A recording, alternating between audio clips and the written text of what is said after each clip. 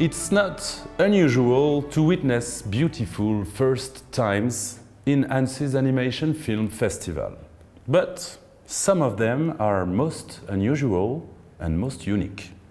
Our guest today is here for the first time in Annecy, presenting his 15th film, but the first in animation, the writer, director and producer of No.7 Cherry Lane.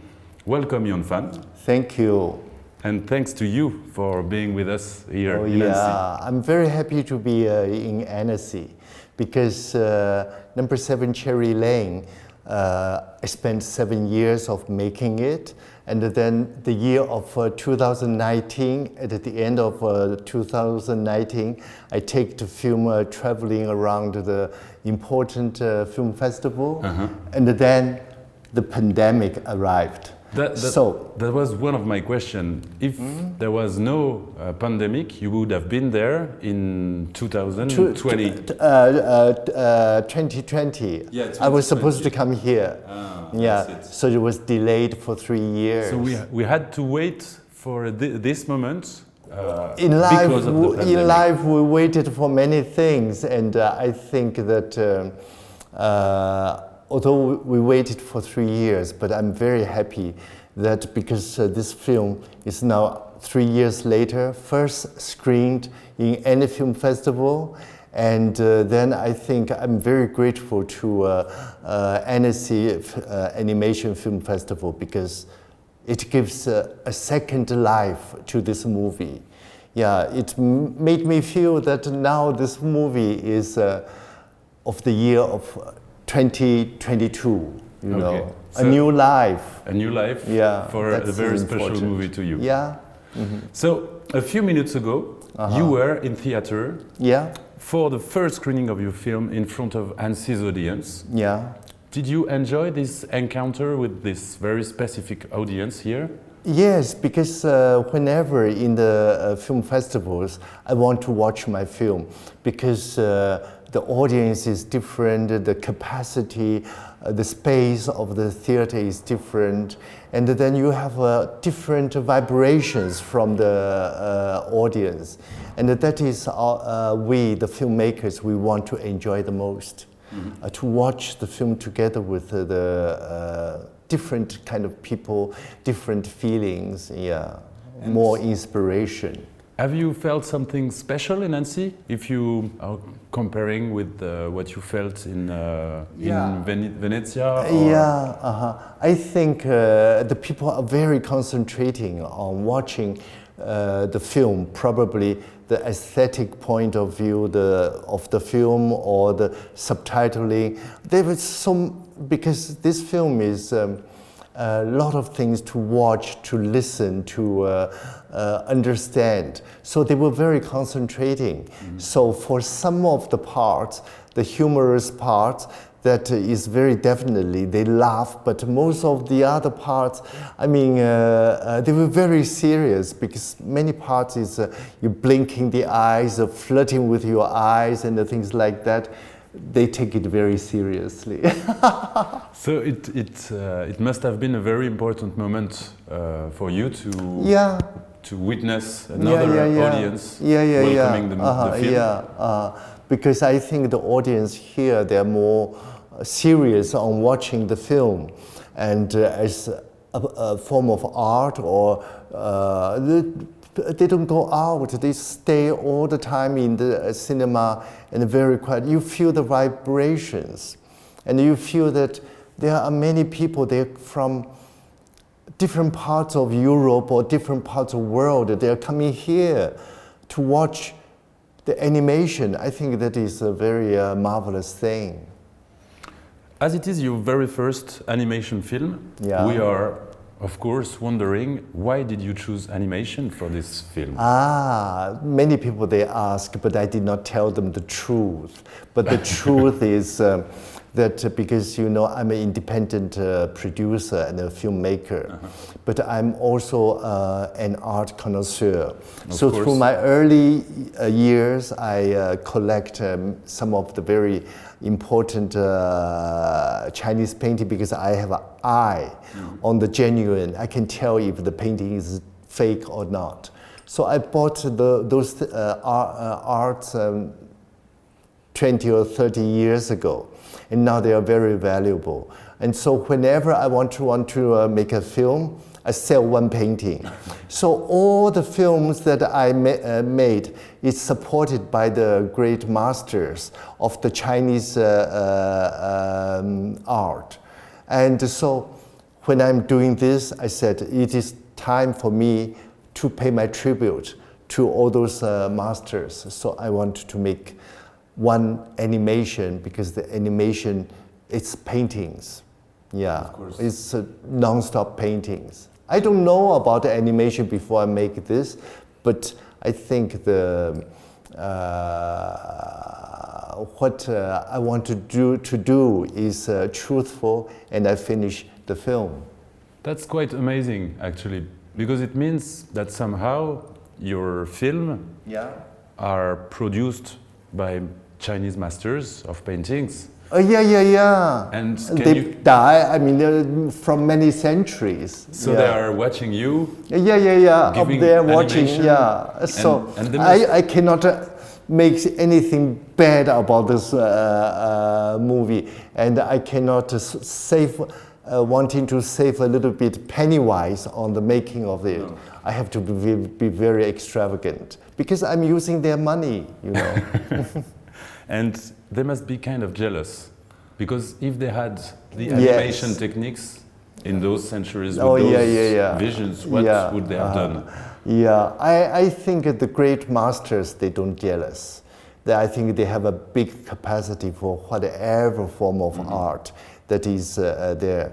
But I think many of the film people back in my country is very jealous because they despise my movie because they think that people, they suffer, try to find a producer to put up the money for them, and sometimes they don't have the freedom, wants to make something, but here Yonfan just sell one painting, can do whatever he wants. For all your films, you said it, you wrote, you directed and produced. Produced, yes. What kind of new challenges have you met with animation? Oh, I think the new challenge is that it takes time.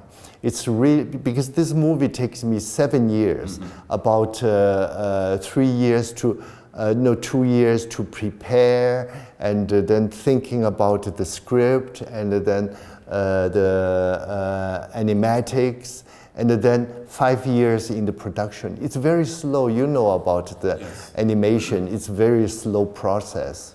And actually the fact that your last film, No.7 Cherry Lane, is an animation film, is the answer to this decade of absence. It's not the word, but since 1984 you've produced and directed almost a film per year. And then there was this long lap of time because it was animation. Because I think, you know, I love films because before 1984 I tried to make films, but then in those days you have to have producers, but the producers always want to change my script and blah, blah, blah, blah.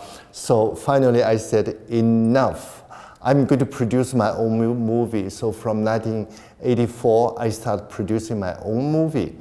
But at the beginning, I produced one movie a year because, I mean, you do your writing, directing, and socializing with the stars, and it takes time. And then distribute. But in those days, I do one movie per year. But then there was one movie that changed me. It's The Boogie Street.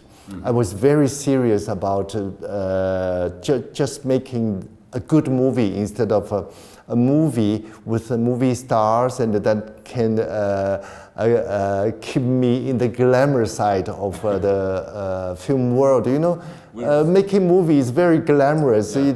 It derives you from many other things. You know, especially when you work with Maggie Cheung or Chow Yun-fat and Cherry Chung and all the big stars. You know, Jackie Chan and all that. But then I was serious about filmmaking, starting from Boogie Street. And so I make about, from Boogie Street, I make about one movie every 3 years or 2 years. And then later on, I make a movie for 5 years, making a movie that is in between Color Blossom and Prince of Tears. There was about a 5 years gap. And then after Prince of Tears, I spent 10 years, because the 10 years is I also go back to writing. Because I used to be a very good writer in Chinese, but people forgot, and I was also doing the films, because the film is very glamorous and I enjoy the glamour side of it. But then people, they forgot that you used to be a good writer, so they said, all your film scripts is so bad, has no substance. I have to suffer it, because they don't know that I was the best writer then. So when this film won the best screenplay in Venice, the film critics in Hong Kong, before they don't even watch the movie, they said, well, the reason why he get the best script is because he mentioned Marcel Proust, he mentioned about Anna Karenina, and he mentioned about the Dream of Red Chamber. So they gave him this award. I think that's an insult. It's maybe too quick as a I conclusion. think they haven't even seen the film. Yeah, the problem is they don't like you. You know, I think that is. Ever since I started making films, I felt that the critics in Hong Kong, or the film industry in Hong Kong, they don't like me, because life was too easy for me, probably, making films. So I think that after 30 years or after 40 years, when those elderly people, they retire, the new ones, they start coming into the scene, they forgot what a Yonfan was being criticized. No, life is not the same. The new one's even more revolutionary. That's interesting. We'll keep on following your work then. Okay, if you have a chance. The film here explores very different techniques and styles. Yeah. There is sometimes some scenes in colors, some in black and white. There are plain drawing lines, also paintings, and CGI also. How did you search and find your style for a first animation film? You know, I think that I was born with a certain amount of a style in life. And I was born with, for instance, I was born with the eyes for the good things. Yeah, so I know what is the good things to be put into a film. So actually, I think rhythm is the most important thing. If you can get the rhythm, and then you can start getting your ingredients. So in this movie, I have a lot of different ingredients from visual side. So from visual side, you have paintings. You have the French Impressionist Rousseau's painting in my movie, inspired. And then I have Lichtenstein's style inspired. And then I have my good friend Erday's drawings was occupying a segment, a big segment in my movie. And then I have a Chinese ink, splash ink, and then you have woodblock prints and engravings, a lot of different styles and oils in this movie. And the same time that the music, then because after the visual, I have to talk about the audios. The audios that I have so many different type of music in this film. I have traditional Chinese opera in this film, the sound, and I have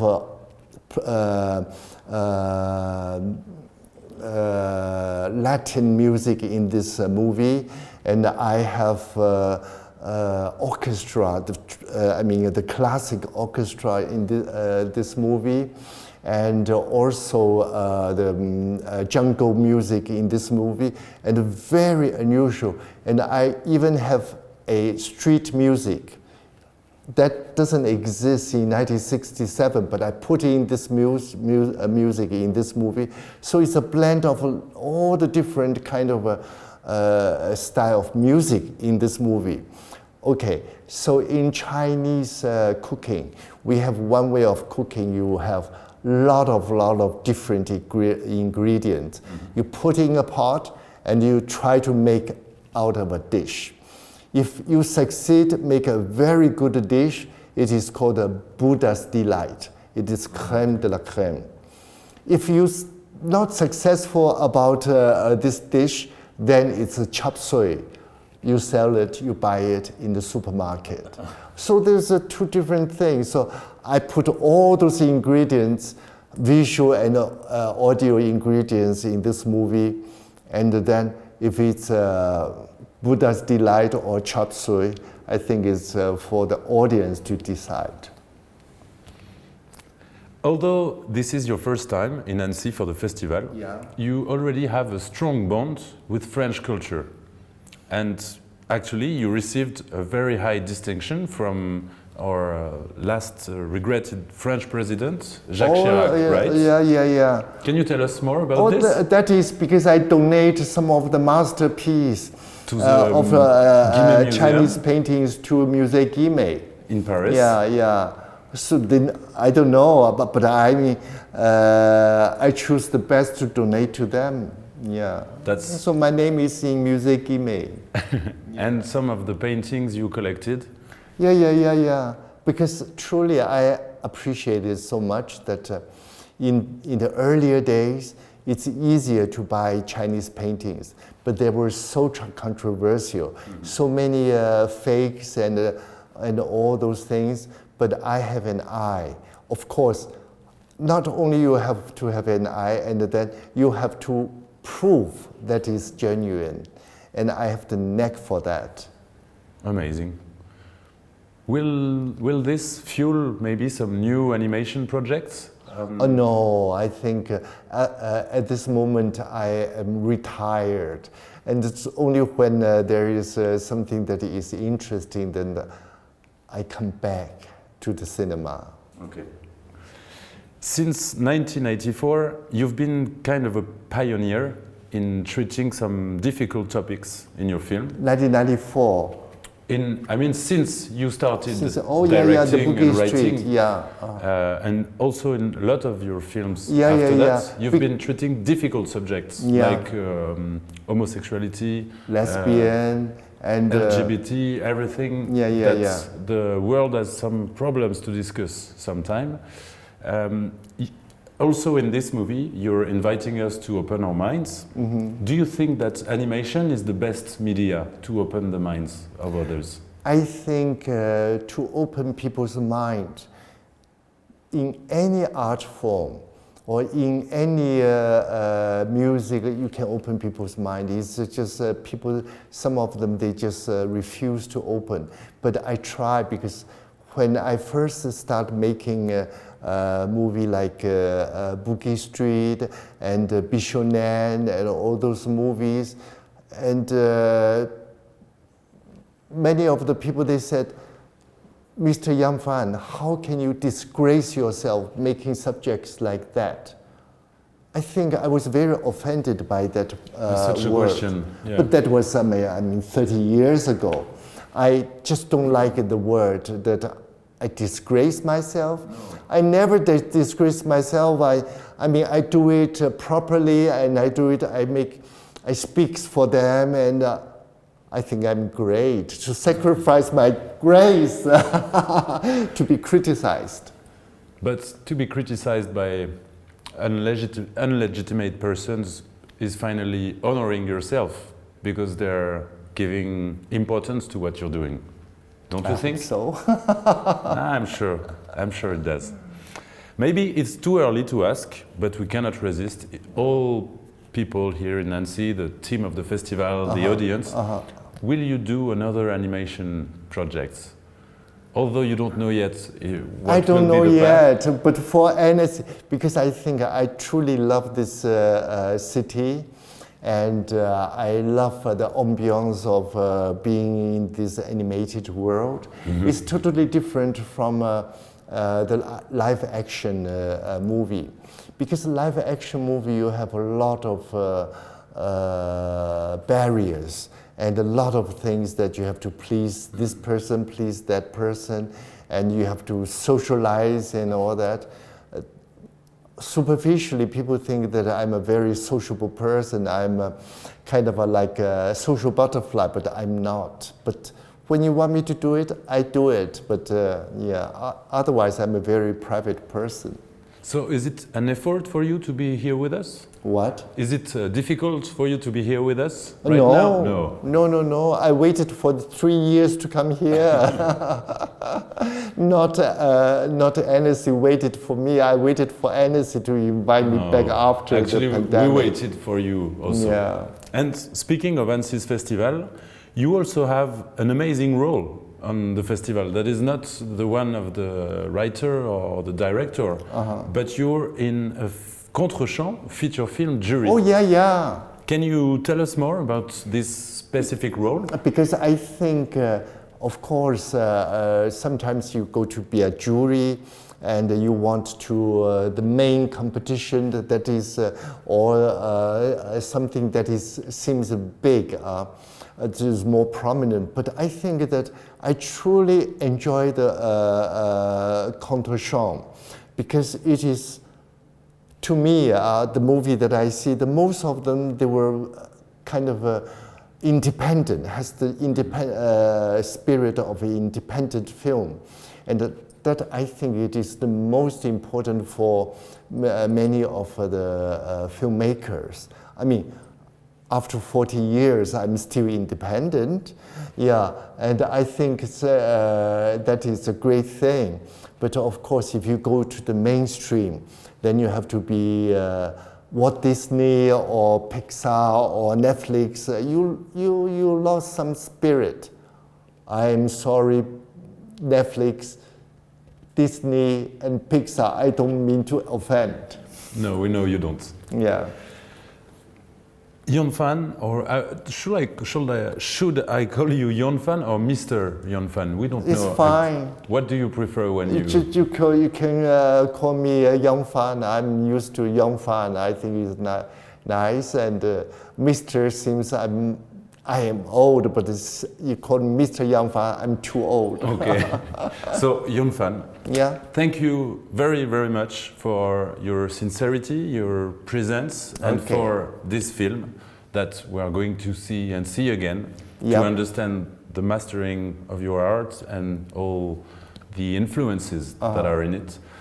Thank you for being there for the audience and all the festival, and we are really, really wanting to have you on the next years of the festival as a jury, as a director, but please... I can just come and visit. Of course you can. You're always invited. And there is one last thing we are asking to all of our guests here, is to write a little postcard from the Annecy Festival and to sign it.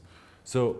A postcard, maybe you could write a postcard that won't be sent to a grandmaster of Chinese painting you like.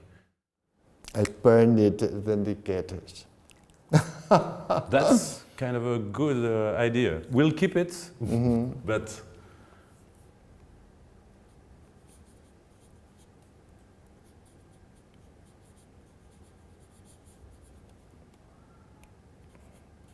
Thank you. Thank you very much, Yonfan. On see, I will come back. Amazing.